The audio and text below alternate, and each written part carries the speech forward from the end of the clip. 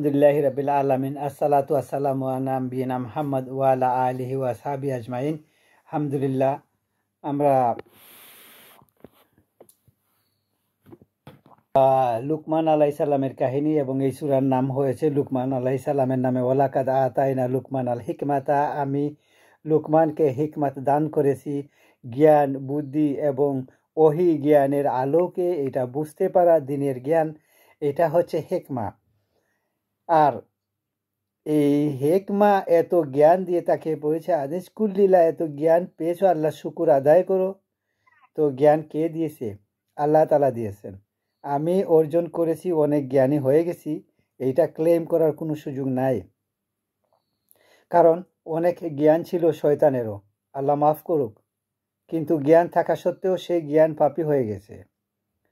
তো কাজেই সবসময় যাকে আল্লাহ জ্ঞানে গুণী বানাবেন তিনি যেন গর্বিত না হন, আল্লাহ তাআলার কাছে যেন তিনি অনেক বিনয়ী হন। সমস্ত আল্লাহর দান, অমুকে পছন্দ না করে তাকে দিয়েছে, তো এটা তো আল্লাহ তাআলা দিয়েছেন, আল্লাহ তাআলা ভিক্ষা দিয়েছেন। তো আমার আপনার গর্ব করার কিছু নাই, অহং করার কিছু নাই। খুবই নাশুকরিয়া হয়ে যাবে, আল্লাহ তাআলা খুব ঘৃণা করবেন। ওয়ানিশকুরিল্লাহ, বেশি করে আল্লাহর শুকুর আদায় করো। ওয়ামাইয়াশকুরু ফাইন্নামা ইয়াশকুরু লিনাফসি, যে শুকুর আদায় করে সে আল্লাহকে খুব খুশি করে ফেললে আল্লাহর অনেক লাভ হয়ে গেছে না। আল্লাহ খুব অনেক কিছু পেয়ে গিয়ে ধন্য হয়ে গেছেন এমন না। ওয়ামাইয়াশকুরু ফাইন্নামা ইয়াশকুরু লিনাফসি, তার নিজের জন্য শুকরিয়া কাজে লাগবে তার। কারণ সেই শুকুর আদায় করলে আল্লাহ তাআলা তাকে কি বলেছেন? লা ইন শাকারতুম লা আজিদান্নাকুম, তুমি যদি কৃতজ্ঞ থাকো, শুকুর গুজার হও, আমার প্রতি তোমার এই কৃতজ্ঞতা প্রকাশ করো, আমি আরো বাড়িয়ে দেব তোমাকে। আর যদি কৃতজ্ঞতা প্রকাশ না করে তাহলে আল্লাহ তাআলা বাড়িয়ে দেবেন না, হয়তো কমিয়ে দেবেন, আল্লাহ মাফ করুক। ফাইন্নাল্লাহা গানিউল হামিদ, মনে রেখো আমি তোমাদের শুকুরের কাঙ্গাল নই। ফাইন্নাল্লাহা গানিউল হামিদ, আল্লাহ তাআলা গানি, যে কারো মুখাপেক্ষী নন। আর সবাই যার মুখাপেক্ষী তিনি হচ্ছেন গানি। আমরা গানি বলতে শুধু ধনী মনে করি, উসমান গনি, উসমান ধনী ছিলেন না। এই আরবিতে এটা খুব সীমিত অর্থে আসে, ধনী না। ধনীর আরেক শব্দ আছে সারি, এই ধন্যবাদ। কিন্তু গানি শব্দটা অনেক ব্যাপক অর্থে আসে। আসলে রিয়েল গানি কোনো মানুষ হতে পারে না।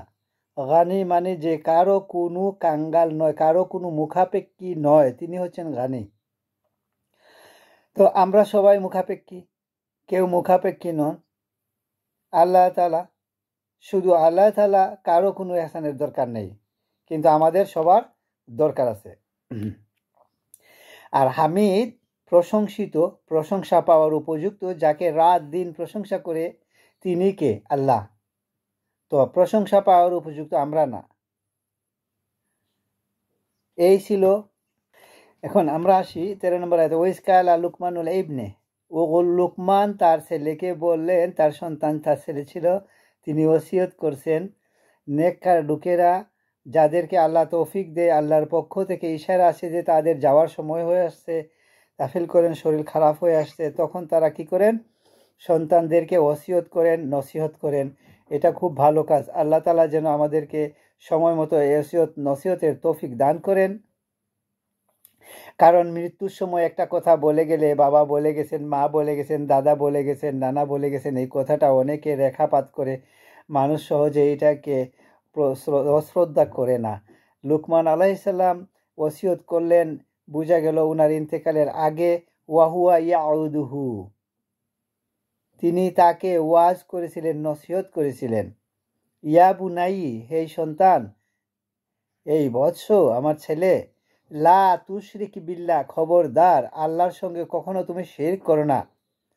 ইন্না শিরকা লা জুলমুন আযীম, মনে রাখো শিরক হচ্ছে অনেক বড় জুলুম, ছোটখাটো জুলুম নয়, সেটা হচ্ছে একটা জুলুম। ইন্না শিরকা লা জুলমুন আযীম, শিরক হচ্ছে বড় একটা জুলুম। তো আল্লাহ তাআলা এখানে শিরককে বড় জুলুম বলেছেন। আমরা মনে করি যে আমরা একে অপরকে অন্যায়ভাবে আচরণ করি, একে অপরকে আমরা অনেক সময় ঠকাই, একে অপরকে ক্ষতি করি ইত্যাদি করি, এই খামাখা একজনের উপর জুলুম করি। কিন্তু এইখানে সবচেয়ে বড় জুলুম করা হয়েছে কার উপর জুলুম করলে? আল্লাহর উপরে জুলুম করলে। ইন্নালিল্লাহ। মানুষের ক্ষমতা আছে আল্লাহর উপরে জুলুম করতে? না। তারপরেও আল্লাহ তাআলা বলেন যে তার উপরে জুলুম হয়। কি করে আল্লাহর উপরে জুলুম হয়? শিরক করলে আল্লাহর উপরে জুলুম হয়। বড় অন্যায় জুলুম মানে বড় অন্যায়, জঘন্য অন্যায় জুলুম। আর যে আল্লাহ সৃষ্টিকর্তা তার সঙ্গে অনেকে শরিক করা ক্ষমতার মধ্যে, এটি অনেক বড় জুলুম আল্লাহ তাআলার প্রতি। এবং এই জন্য আল্লাহ তাআলা বলেছেন তার উপর জুলুম নয়। আসলে মানুষ আল্লাহ চাইলে একটা লোককেও জুলুম করতে পারতো না বা শিরিক করতে পারতো না, তিনি থামিয়ে দিতেন। কিন্তু তিনি মানুষকে বুঝাইয়ে দিয়েছেন, কোরআন হাদিস নাজিল করে নবীদেরকে পাঠিয়ে তাওহীদ কি জিনিস, কিভাবে আল্লাহর ইবাদত করতে হবে, তার কোনো শরিক নেই, লা ইলাহা ইল্লাল্লাহ, এই কালিমা আদম আলাইহিস সালাম থেকে শুরু করে মুহাম্মদ সাল্লাল্লাহু আলাইহি সাল্লাম পর্যন্ত সমস্ত নবীদেরকে কালিমা তাওহীদ দিয়েছেন যে আল্লাহ ছাড়া কোনো মাবুদ নেই, ইবাদতের উপযুক্ত আর কেউ হতে পারে না। এই তাওহীদের দাওয়াত সব নবীরাই দিয়েছেন। আর এটার এগেনস্টে যাওয়া, আল্লাহর সঙ্গে শরিক বানানো, যার কোনো অংশীদার নেই, তার কোনো সঙ্গে অংশীদার জোগাড় করা, এটি অনেক বড় জুলুম।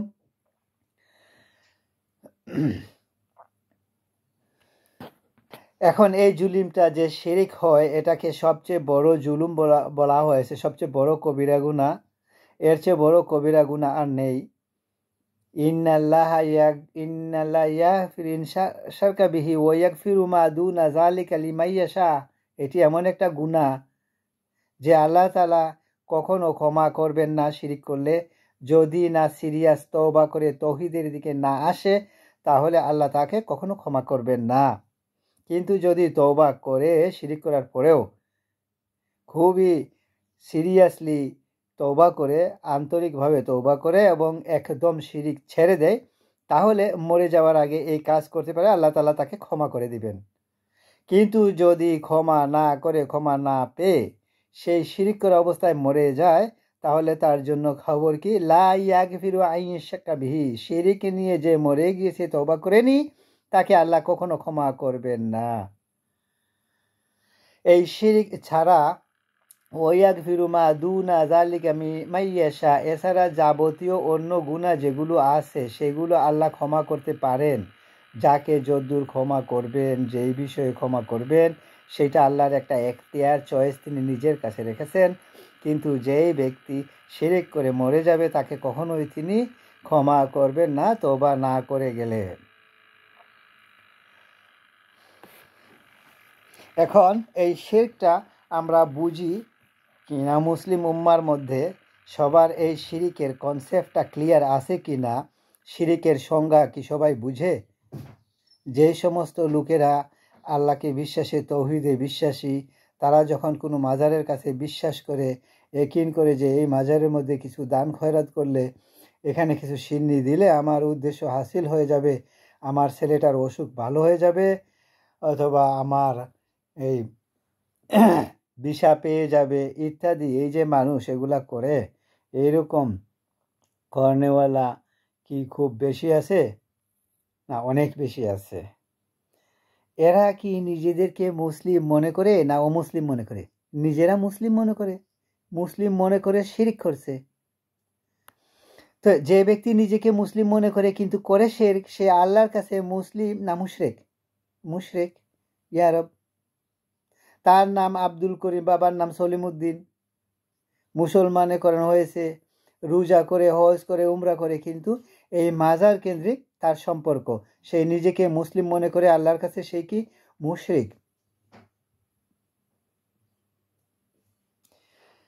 এই শিরিকটাকে ভালো করে বুঝতে হবে। আমরা যখন ছোটবেলা উস্তাদ পড়েছিলেন তাওহীদ এবং শিরিকের আলোচনা, কিন্তু আমি এখনও জীবনে তাওহীদ আর শিরিকটা কি ভালো করে বুঝি নাই।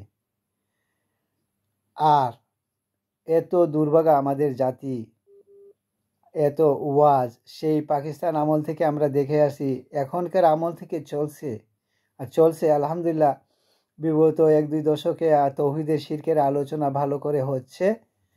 আবার এগুলা করতে গিয়ে কেউ আবার সহি তরিকা বাদ দিয়া আবার অন্য তরিকা গলত বিভিন্ন তরিকায় যাচ্ছে। আল্লাহ সবাইকে তৌফিক দান করুন।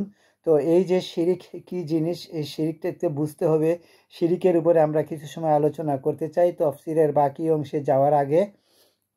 খুব ইম্পর্টেন্ট, আমি যদি অনেক হজ করি, উমরা করি, বহু টাকা দান খয়রাত করি, প্রতি বছর রমজান আমি রোজা রাখি, তারাবি পড়ি, তাহাজুদ পড়ি, কিন্তু আমার ভিতরে যদি শিরিক থাকে, আল্লাহ মাফ করুক, তাহলে আমি মুশরিক হয়ে গেলাম, আমি মুমিন থাকলাম না, আমি মুসলিম থাকলাম না।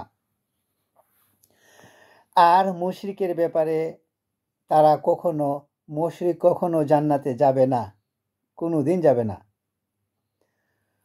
শিরিকের ব্যাপারে বুঝতে হলে আগে আমরা আসি, শিরিকটা হচ্ছে 2 প্রকার, একটা হচ্ছে শিরিক আকবার, একটা হচ্ছে শিরিক আসগার।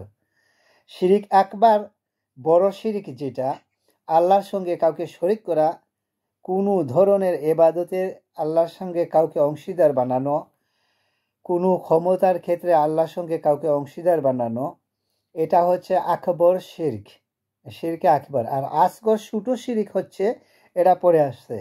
শিরিক আকবরের কথা শুনি, যেমন আল্লাহর জন্য আমরা কি করি, নামাজ পড়ি, আল্লাহর উদ্দেশ্যে হজ উমরা করি, আল্লাহর উদ্দেশ্যেই আমরা কোনো সময় যে সময় মানত করি যে আমরা যদি আল্লাহ তাআলা সুস্থ করে দেন, তাহলে আমি বা আমার ছেলেটাকে আল্লাহ সুস্থ করে দিলে আমি এই মসজিদে 100 পাউন্ড দেব, ওটাকে বলা হয় মানত। এই মানতটা জায়েজ আছে, মানত করা জায়েজ আছে। আবার হাজত পুরা হয়ে গেলে আপনি 3টা নফল রোজা রাখবো, জায়েজ আছে কি না? আছে। আল্লাহ আমার এই কাজটা সমাধা হয়ে গেলে আমি একটু উমরা করতে যাব, কাজটা হয়ে গেলে আমি যাব, যদি কাজ না হয় যাওয়া লাগবে না। তাহলে এই যে মানত করা যেটা, এটা শুধু আল্লাহ সাথে থাকবে মানতটা, যে আল্লাহর কোনো ইবাদত করব, আমার এই কাজ হয়ে গেলে আমি 10 টাকা মসজিদে দেব, আমি হজ করব, আমি উমরা করব, আমি এগুলা সব ইবাদত করব যদি আমার এই হাজত পুরা হয়। কিন্তু আপনি মানত করেছেন, হাজত পুরা হয় নাই, তাহলে আপনার এটা করা লাগবে না। এটা হচ্ছে একটা ইবাদত, এটার নাম হচ্ছে মানত করা, যেটাকে আঞ্চলিক ভাষায় বলে মানুষ করা। তো আঞ্চলিক ভাষায় আমাদের সিলেটি ভাষা মানুষ করা, ওটা বাংলায় বলা হয় মানত করা, আর আরবিতে হলো নাজার। এই মানত করাটা জায়েজ আছে। তো এই যদি কাজ হয় তাহলে করতে হবে, কাজ না হলে করা লাগবে না। মাসালা ক্লিয়ার? এখন এটা কেউ যদি বলে যে আমার যদি এই হাজত পুরা হয়, অমুক মাজারে আমি 100টা টাকা দিয়ে আসব, সেটা কিন্তু জায়েজ নাই, সেটা শিরক হয়ে যাবে, শিরকে আকবর হয়ে যাবে, বড় শিরক। কারণ যেটা আল্লাহর শানে করা যায় সেটা বান্দার শানে, মাহলুকের শানে করে বসেছে।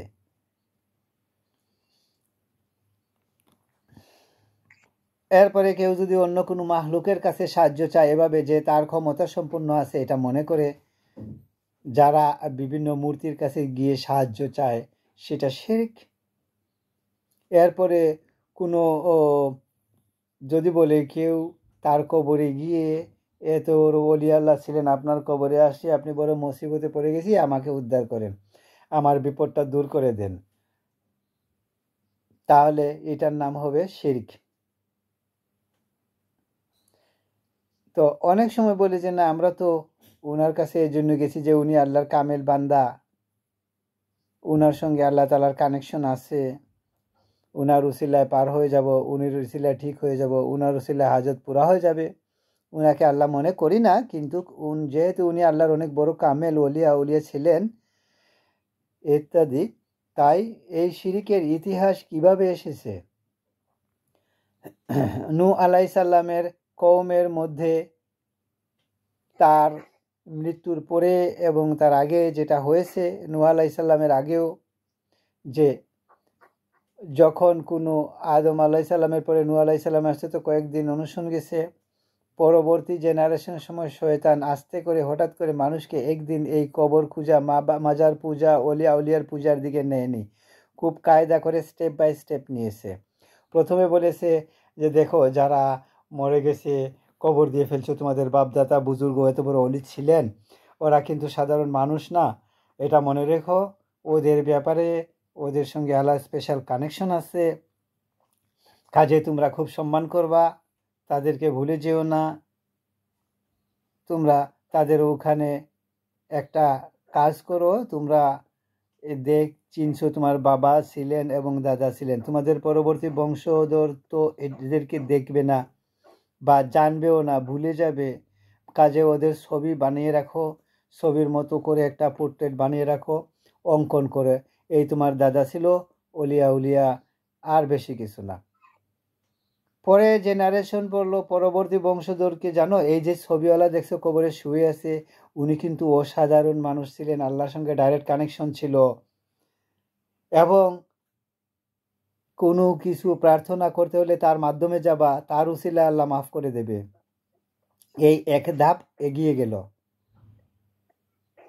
এভাবে করে বাড়তে বাড়তে পরবর্তী ধাপে আসছে যে আল্লাহ তাআলা তাদেরকে অনেক ক্ষমতা দিয়ে রাখছেন। আল্লাহ তাদের কামেল বন্দাদেরকে মরে গেলেও তারা দুনিয়ার সব কিছু দেখে তোমরা কোন হালতে আসো, তারা কিছু বললে আল্লাহ তাআলা এটা ফেলে দেবেন না, তার কথা রাখবেন। কাজেই তোমরা তাদেরকে ডেকে বলবা যে এ ওলি আল্লাহ অমুক, আমি বড় বিপদে পড়ছি, আমাকে সাহায্য করুন। তো এই ডাইরেক্টলি সাহায্য তার কাছে চাওয়া হয়ে আসছে।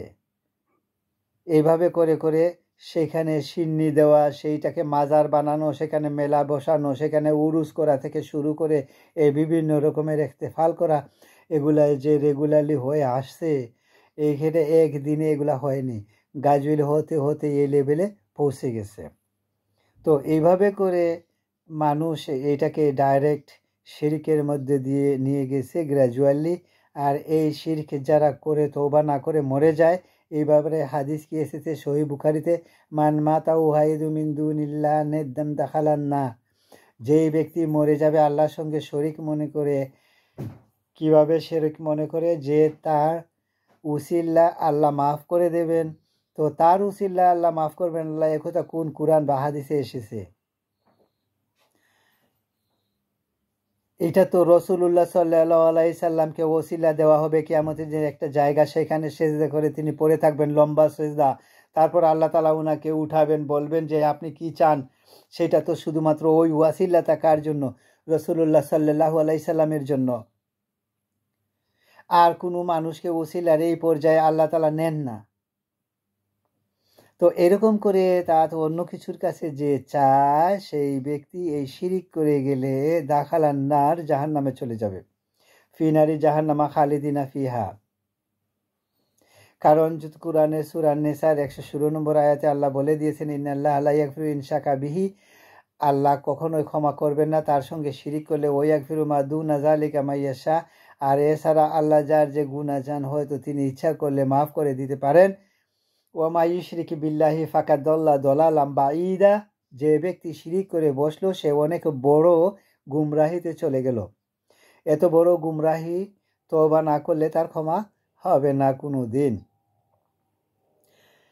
তারপরে আরেক আয়াতে তিনি বলেছেন, সূরা আল মায়েদার 72 নম্বর আয়াতে, ইন্নাহু মাইয়ুশরিক বিল্লাহি ফাকাদ হারামাল্লাহু আলাইহিল জান্নাহ ওয়া মাআওয়াহুন নার ওয়া মা লিযালিমিনা মিন আনসার। যেই ব্যক্তি আল্লাহর সঙ্গে শিরিক করলো, তা আল্লাহ তার জন্য জান্নাতকে হারাম করে দিয়েছেন। যেই ব্যক্তি শিরক করলো তার জন্য আল্লাহ তার প্রতি জান্নাতকে হারাম করে দিয়েছেন। ওয়া মাআওয়াহুন নার, তার ঠিকানা হচ্ছে জাহান্নাম। ওয়া মা লিযালিমিনা মিন আনসার, এই জালিমগুলার জন্য আখেরাতে কোনো সাহায্যকারী নাই। ওই অমুক বুজুর্গ, অমুক কবরওয়ালা, অমুক মাজারওয়ালা তাকে উদ্ধার করতে আসবে, যে আল্লাহ আমাকে একটু বলছিল আপনার সঙ্গে আমার একটা বড় সম্পর্ক আছে, বিদায় এখানে আপনি মাফ করে দেন, তা বলতে পারবে না। ওয়া মা লিযালিমিনা মিন আনসার, এই জালিমদের জন্য কোনো সাহায্যকারী নাই, এরা জালিম, কারণ তারা বড় জুলুম করেছে। ইন্না শিরিকা লা যুলমুন আযীম, তাদেরকে জালিম বলেছেন এই আয়াতে আল্লাহ তাআলা। এবং তাদের শিরিক করলে কোনো নেক আমল কবুল হবে না, তারা যদি উমরা হজ করে, রোজা রাখে, তারাবি করে, কিছুই কবুল হবে না, কারণ তারা আল্লাহ তাআলা এগেন সূরা আল ফুরকানে 23 নম্বর আয়াতে বলেছেন শিরিক করলে কোনো আমল হয় না। কিভাবে? ওয়াকাদিমনা ইলামা আমিলু মিন আমালি ফাজালনাহু হাবাআন মানসুরা। এই লোকগুলার জন্য তারা যা কিছু আমল করেছিল সবগুলাকে আমি একেবারে আবর্জনার মতো, চিটার মতো, খড়কুটোর মতো এগুলা সব ফেলে দিলাম। এগুলা সব আবর্জনার মতো ফেলে দেওয়া হবে, কিছু কবুল করা হবে না। তাহলে এগুলা হলো বড় শিরক। এই বড় শিরকের পরে আসে আসগার, যে ছোট ছোট শিরক। ছোট শিরক হচ্ছে যে সেটা সেই ব্যক্তি এমন কোনো গুনাহ করলো যে গুনার কারণে চিরদিনের জন্য জাহান্নামে যাবে না, কিন্তু বহুদিন জাহান্নামে থাকতে হবে। তারপর হয়তো একসময় আল্লাহ তাআলা তাকে মাফ করে দিয়ে জান্নাতে দিবেন। সেটা 1 নম্বর হচ্ছে ছোট গুনার একটা এক্সাম্পল,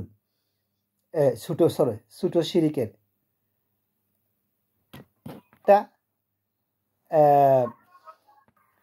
যেমন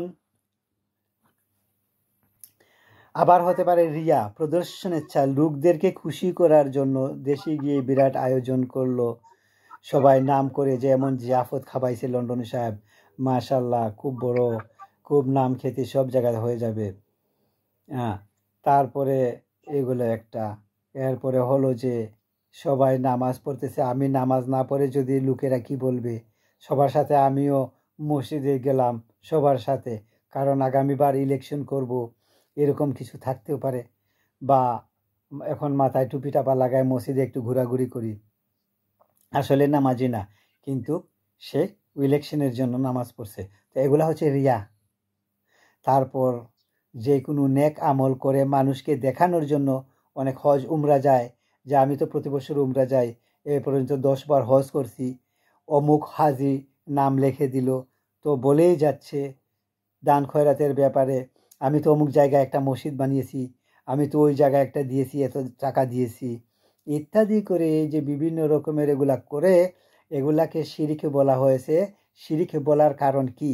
কারণ হলো যে আমার এবাদত করা, আল্লাহকে খুশি করার জন্য আমি এবাদত করলাম, এখন আমি পাবলিককে খুশি করার জন্য যাচ্ছি, অমুককে খুশি করতে যাই, তাই তার জন্য আমার এই অমুককে খুশি করে যাওয়াটা, আল্লাহর কাছে যে খুশি করার যাওয়াটা আমি অমুকের দিয়ে দিলাম কিছু, এটা ইনডাইরেক্ট শিরিক হয়ে গেল। যদিও মানে এটা মূল বড় শিরিক নয়, এটা ছোট শিরিক। এই জন্য একটা হাদিসে ছোট শিরিক ব্যাপারে রাসূলুল্লাহ সাল্লাল্লাহু আলাইহি সাল্লাম সাবধান করেছেন। তিনি বলেন, আখলাকুমা আখরাফু আলাইহিম শিরক আসগার, আমি অনেক বেশি ভয় করি তোমাদের বিষয়ে ছোট ছোট শিরিকের ব্যাপারে। কারণ যারা শিরিক তাওহীদ বুঝতে পেরেছে তারা বড় শিরিক করবে না, কিন্তু তাদের মনের ভিতরে দুর্বলতা আসবে, শয়তান তাদেরকে দিয়ে ছোট শিরিক করিয়ে দেবে। আর সেটা হচ্ছে কি? রিয়া প্রদর্শন, নাম পড়ানো, খ্যাতি অর্জন করা, এগুলা থেকে দূরে থাকা দরকার। মসজিদ করলেন আপনার বাবার নামে, কোনো দরকার নাই, আপনি নিয়ত করেন যে আমার বাবা আল্লাহ যেন কবুল করে, আপনি নিয়তকে জারিয়া করে দেন, কিন্তু মসজিদে একটা নাম রাখেন, মাদ্রাসার নাম রাখেন, বাবার নামে রেখে দিয়ে দিলেন, তো অমুকের ছেলে তার বাবার নামে করেছে, বাবারও নাম হলো, ছেলেরও কিছু নাম হলো, তাহলে এগুলা কিন্তু কমে যায় ইনডাইরেক্টলি ছোট শিরিক। বা রিয়াল লেভেল, এক লেভেলের না, হয়তো কেউ এটা থেকে দূরে থাকাটাও অনেক সেফ। যখন ওই হাদিস বললেন যে আমি তোমাদের ব্যাপারে ছোট শিরিকের ব্যাপারে বড় আশঙ্কা করছি, সাহাবা কেরাম বলেন, ইয়া রাসূলুল্লাহ, এটা কোন ছোট শিরিক, কোনটা বুঝাচ্ছেন? তিনি জবাব দিলেন, আর রিয়া, এটা হচ্ছে রিয়া, প্রদর্শনের ইচ্ছা। তাহলে রিয়াটা ছোট শিরিক। এরপরে আরো আছে, যেমন কেউ যদি বলেন লাউল আল্লাহ ও ফলা, আল্লাহ ও মুখ না হলে তো আমি এবার মরেই গেছিলাম। ওয়ামা শাহ আল্লাহু আফরান, আল্লাহ যদি চায় আর আপনি যদি চান, ইনশাল্লাহ কাজটা তো হয়ে যাবে। আল্লাহ যদি চান আর আপনি যদি চান, তে হয়ে গেল। তো মুশকিল সেখানে আল্লাহর সাথে কি করছে? মাশা আল্লাহ ওয়া শাইতা। এক লোক নবী করিম সাল্লাল্লাহু আলাইহি সাল্লামের সাথে আসছিল কথা বলতে, বিদুইন একজন ভালো করে ইসলামকে বুঝে নিবার, তৌহিদ ভালো করে বুঝে নি, তিনি এসে কি বললেন? ইয়াকুলু লি রাসূলুল্লাহি সাল্লাল্লাহু আলাইহি সাল্লাম মাশা আল্লাহ ওয়া শাইতা, ইয়া রাসূলুল্লাহ, আপনি চাইলে, আল্লাহ চাইলে আর আপনি চাইলে তো হয়ে যাবে। তখন নবী করিম সাল্লাল্লাহু আলাইহি সাল্লাম কি বললেন? ফাকালা নবী সাল্লাল্লাহু আলাইহি সাল্লাম জালতানি লিল্লাহি ইয়াদলান বা নাশা আল্লাহু ওয়াহদাহু। এটা মুস্তাদ আহমদে হাদিসটি এসেছে যে তুমি আমাকে আল্লাহর সঙ্গে এক লেভে পৌঁছে দিলা, সমান করে দিলা না, শুধু আল্লাহ চাইবেন একলা, এইটাই বলবা, আমি না। মাশা আল্লাহ, বাস এত দূর। মিশাল সহিতা আল্লাহ চাইলে আর আপনি চাইলে হয়েছে ন, এটা শিরিক, শিরিকে আসগর, যদিও বড় শিরিক নয়, কিন্তু এটা ছোট শিরিক হয়ে গেল। এছাড়া আরো টুকটাক শিরিক, ছোট শিরিক আছে, যেমন আমার দাদার কসম করে বলছি, মায়ের কসম করে বলছি, বাবার কসম করে বলছি, এগুলা মানুষ বলে। ইয়া আল্লাহ, কসম কার নামে করতে হয়? আল্লাহর নামে করতে হয়।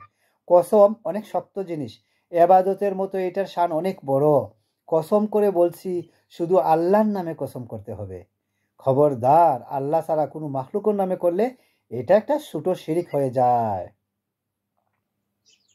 এভাবে করে তিনি বলেছেন মান হালাফা বিগাইরিল্লাহ ফাকাদ কাফারা ওয়া আশরাকা।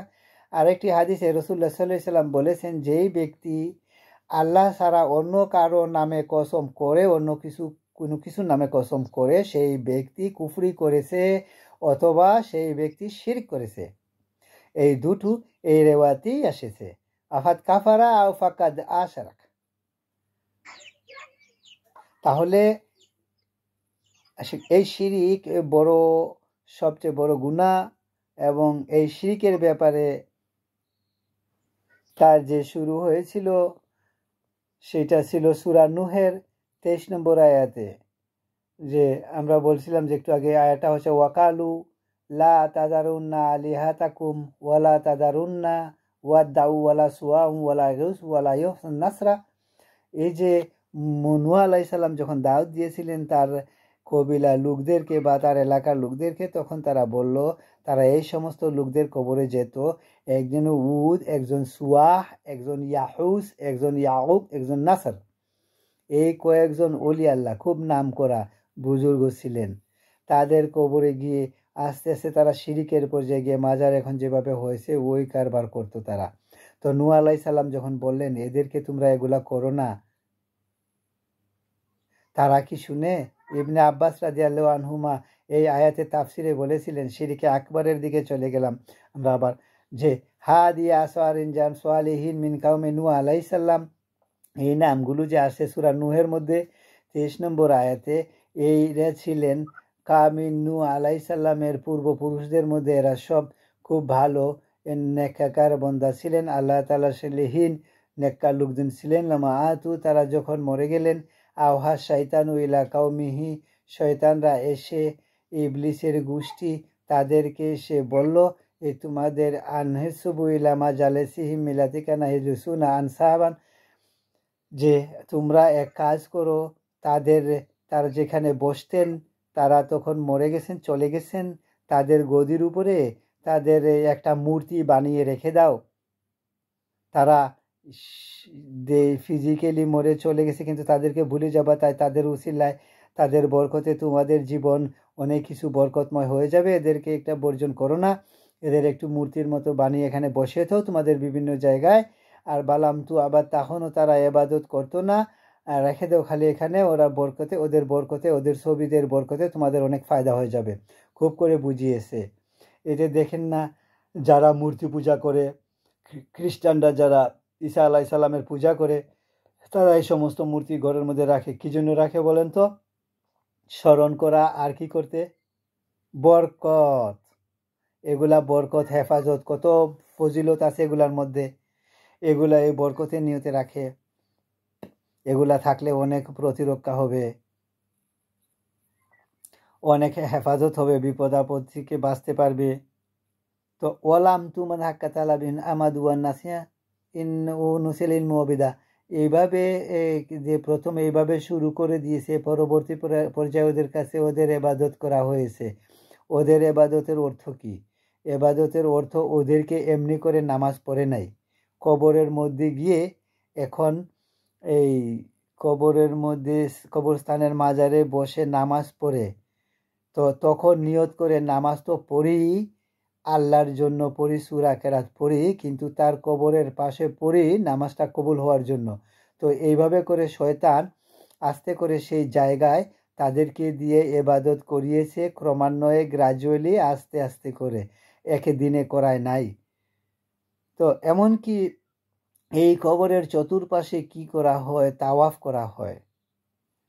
আর যে দিল্লিতে গেলে কি জানে আব্দুল কাদের নাসারি, আজমিনা, দিল্লিতে আরেকটা আছে নিজামুদ্দিন আউলিয়া, সেইখানে গিয়ে ঘুরে ঘুরে তোয়াফ করতেছে। তা মুসলমানরা আস্তে আস্তে এভাবে করতে করতে এই সীমা লঙ্ঘন হয়েছে, শয়তান এসে তাদেরকে পরবর্তী পর্যায়ে একদম এবাদতে ঢুকিয়ে দিয়েছে।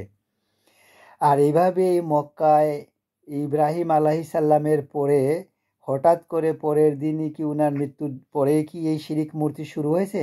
না, আস্তে আস্তে আস্তে আস্তে শুরু হয়েছে। তো এই যে এখন আমাদের সমাজে এইবার নামাজ পড়ে না, তার কাছে কিন্তু দোয়া করে কবরের পাশে গিয়ে, এই যে দোয়া করে কবর কেন্দ্রিক কবরমুখী হয়ে এবং তার কারণে দোয়া কবুল হয়ে যাবে এই ধারণা করে, এই ধারণাটার মধ্যেই শিরিক আছে। আর দোয়া হচ্ছে আসল ইবাদত, শুধু নামাজ পড়া ইবাদত নয়। আনাক হাদিসে এসেছে আর দোয়া হুয়াল ইবাদা, দোয়াই হচ্ছে ইবাদত। ওখানে দোয়া করতে যান। এরপরে আসেন আল্লাহ তাআলা এবারে এই লুকমান আলাইহিসসালাম নসিহত করলেন। প্রথম ওসিয়ত কি, ইয়া বুনাইয়া লা তুশরিক বিল্লাহ ইন্না শিরকা লা জুলমুন আজিম, খবরদার শিরিক করো না কখনো, শিরিক হচ্ছে অনেক বড় জুলুম। তারপরে তিনি বলছেন ওয়াসাইনাল ইনসানা বিওয়ালিদাইহি হামালাতুহু মুওয়াহলান আলা ওয়াহান ওয়া ফিসওয়ালিহু ফি আমাইনি আনিশকুরলি ওয়া লিওয়ালিদাইয়া ইলাইয়াল মাসির। এই লুকমান আলাইহিসসালামের ওসিয়ত করতে গিয়ে আল্লাহ তাআলা 1 নম্বর ওসিয়ত বলে দিয়ে মাঝখানে আল্লাহ তাআলা নিজের কথা ঢুকিয়ে দিয়েছেন, বাকি ওসিয়ত পরে আসছে।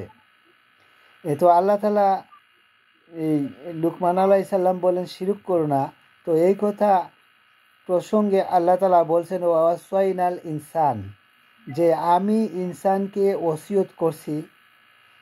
লুকমান আলাইহিসসালাম ওসিয়ত করেছিলেন তার ছেলেকে, আর আল্লাহ তাআলা বলছেন যে আমি সমস্ত মানুষকে কি করি, ওসিয়ত করি। ওসিয়ত করে তো যিনি মৃত্যুবরণ করবেন, মরার আগে লুকমান আলাইহিসসালাম ওসিয়ত করেছিলেন, তো আল্লাহ তাআলা যেন মৃত্যুকে, তো উনি ওসিয়ত বললেন কেন? শুধু নির্দেশ দেওয়ার জন্য। তো নসিহত বললেই তো নির্দেশ দেওয়া হয়, ওসিয়ত কেন বললেন?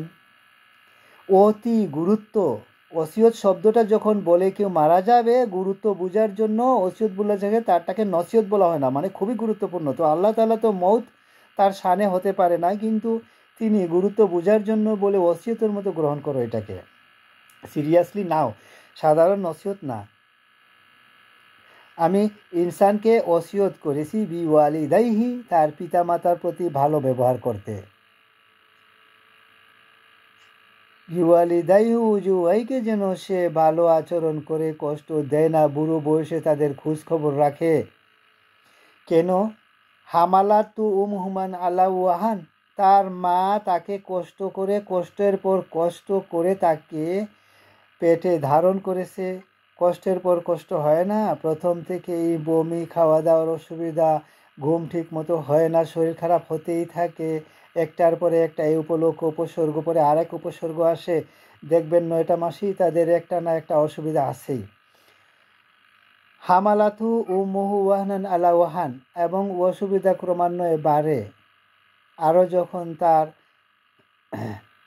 3 মাস থেকে 6 মাস, 6 থেকে 9 মাস, 9 মাস থেকে যাচ্ছে, যত বাড়ছে ততই তার মায়ের কষ্ট বেড়ে যাচ্ছে।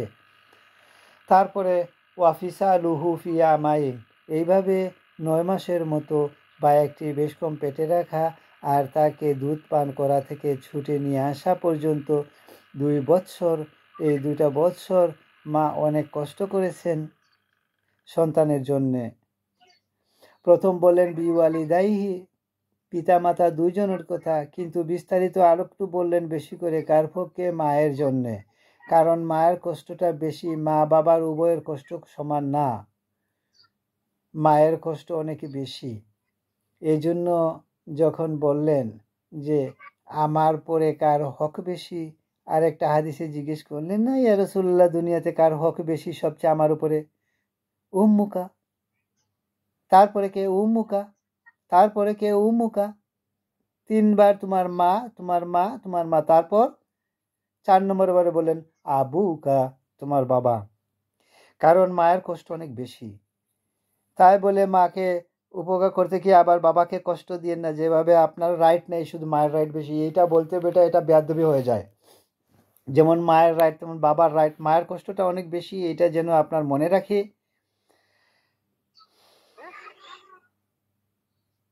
তারপরে আল্লাহ তাআলা বলেন আনিশ কুরুলি, আমি তো মা বাবার কথা বললাম এইখানে যে তুমি তাদের ব্যাপারে খুব খেয়াল রাখো, তাদের কষ্ট দিও না, তাদের যদ্দূর পারে স্নান করো, তাদের খোঁজ খবর রাখো, তাদের জন্য কষ্ট না হয় একদম খেয়াল রাখো। তারপরে এটা বলে আল্লাহ বলছেন আরও ওসিয়ত করলাম আনিশ কুরলি, আর আমার শুকরিয়া আদায় করো, ওয়ালিদাইকা, আর পিতা মাতারও শুকরিয়া আদায় করো, ইলাইয়াল মাসির, আমার কাছে তুমি একদিন আসবে, আমি সেটা জিজ্ঞেস করে দেখব, তোমার খবর নেব, কতটুকু তোমার মা বাবার কদর করেছো বা শুকুর আদায় করেছো, তার খোঁজ খবর নিয়েছো, আর আমার তোমাকে যে আমি জীবন দিয়েছি, স্বাস্থ্য দিয়েছি, টাকা পয়সা দিয়েছি, ধন দৌলত বা রিজিক দিয়েছি, সংসার সব কিছু দিয়েছি, এগুলা শুকুর আদায় করেছো কি না, এগুলা সবগুলা খবর নেব, কারণ ইলাইয়াল মাসির, তুমি আমার কাছে আসবে। ওয়াইন জাহাদাকা আলা আন তুশরিকা বি লাইসা লাবি ইলমুন, এখন আল্লাহ তাআলা বলেন যে আমি তোমাদেরকে মা বাবার কথা বললাম, অনেক হক আছে, কিন্তু এত হক থাকা সত্ত্বেও পিতামাতা যদি তোমাকে বাধ্য করে জোর করে চাপিয়ে দেয় যে আমার সঙ্গে শিরিক করো, মা লাইসাকা বিহি ইলমুন, যে শিরিকের ব্যাপারে তুমি জানো কোনো জ্ঞান তোমার কাছে নেই, কারো কাছে নেই, আল্লাহ কোনো শরিক নেই, তারপরেও মা বাবা যদি তুমি শিরিক করতে বাধ্য করে, তাহলে এত হক থাকা সত্ত্বেও সালাতু তেহুমা, খবরদার তাদের কথা মেনে নেওয়া যাবে না। তাদের অনেক রাইট আছে ঠিক, কিন্তু শিরিক করার ব্যাপারে কথাগুলো ব্যাপারে বলল ন।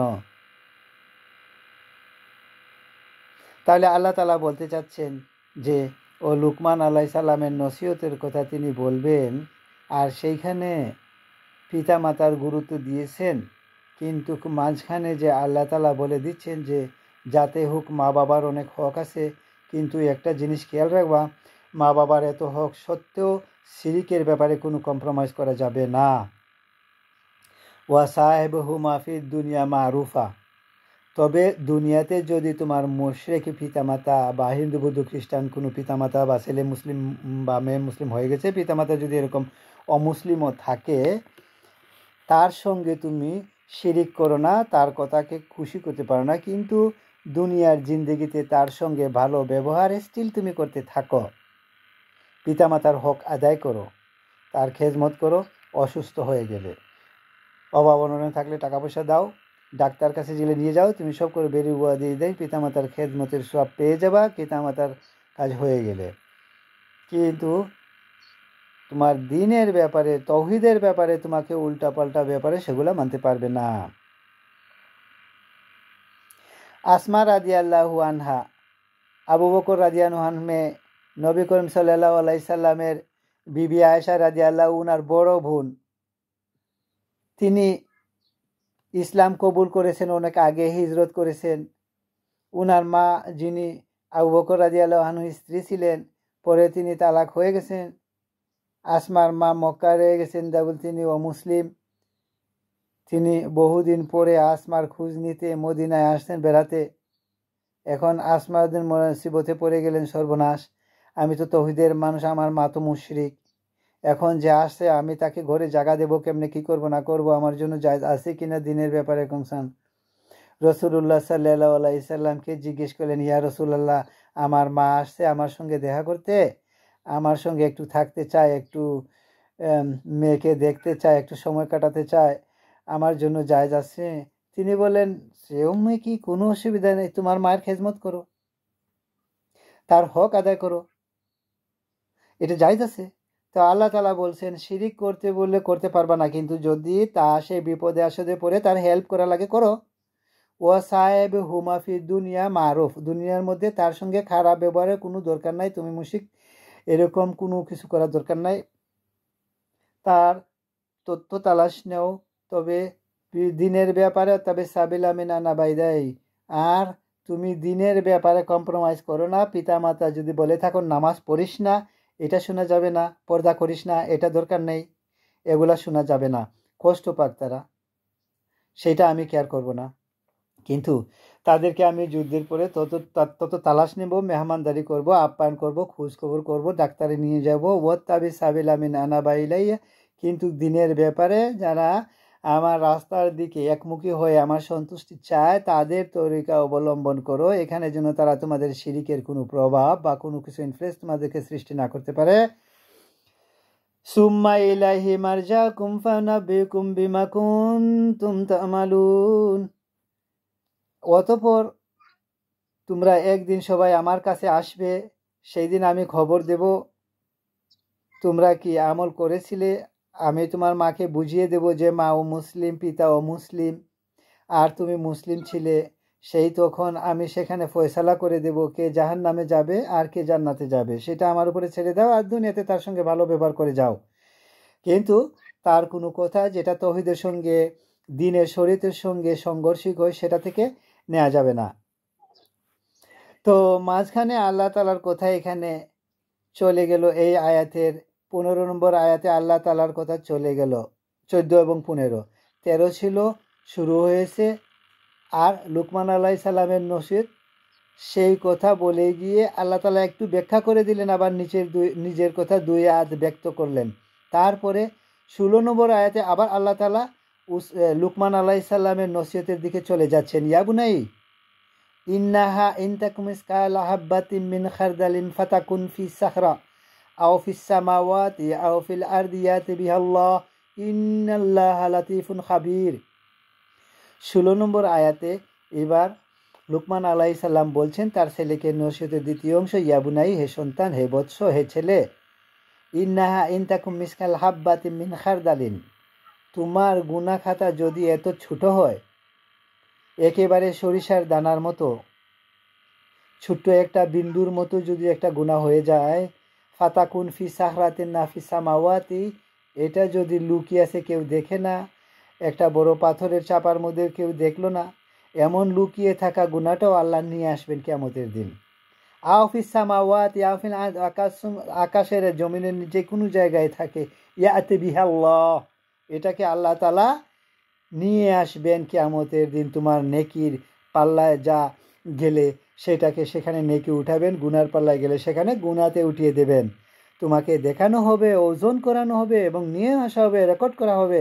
ইন্নাল্লাহা লাতীফুন খাবীর, আল্লাহ তাআলা অনেক সূক্ষ্ম, কোনো ছোটোখাটো সূক্ষ্ম জিনিসই তার অগোচরে নয়, সব তার জানা আছে এবং সব আল্লাহ সুবহানাহু ওয়া তাআলার কাছে সংরক্ষিত আছে। সব কিছু তিনি খবর রাখেন, কোনোটা তিনি বেখবর না, এত মানুষের খবর তিনি একসঙ্গে রাখতে সক্ষম।